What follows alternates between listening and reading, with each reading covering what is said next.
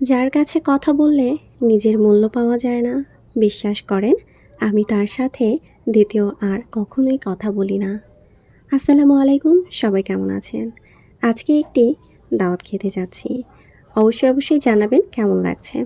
সবাইকে অনেক ভালোবাসা এবং শুভকামনায় রেখে প্রতিটি বন্ধু এবং বান্ধবের প্রতি অনেক বেশি শ্রদ্ধা রেখে আজকের ভিডিওটি শুরু করছি।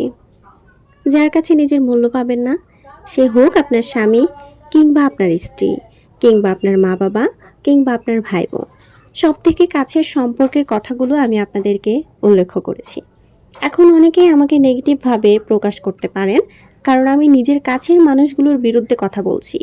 বিশ্বাস করেন, কিছু বছর যাওয়ার পরে কিংবা আগামী ভবিষ্যতে আপনি কখনোই তাদের কাছে মূল্যায়ন পাবেন না।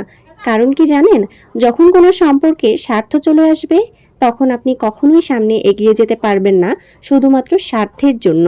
তখন আপনার মনে হবে সবাই নিজের স্বার্থটাকেই বোঝে, কিন্তু বিশ্বাস করেন, সবার আগে আপনি নিজেকে ছোট করেছেন তাদের কাছে।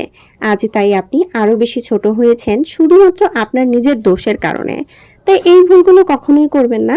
যত বড়ই হয়ে যান না কেন এবং যত বেশি ছোট থাকেন না কেন, সবাইকে শ্রদ্ধায় রাখবেন এবং এমন কিছু কাজ করবেন না যেন আপনাকে পরবর্তী সময়ে আপনাকে ছোট করে কেউ কথা বলে কিংবা তাদের স্বার্থটা আপনার সামনে কখনো নিয়ে আসে।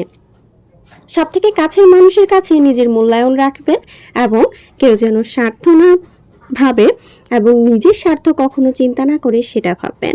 আপনাকে কেউ মূল্য দিল এবং কে দিল না সেটার পরোয়া না করে আপনি আপনার ভবিষ্যৎটা গড়ে তুলতে চেষ্টা করবেন।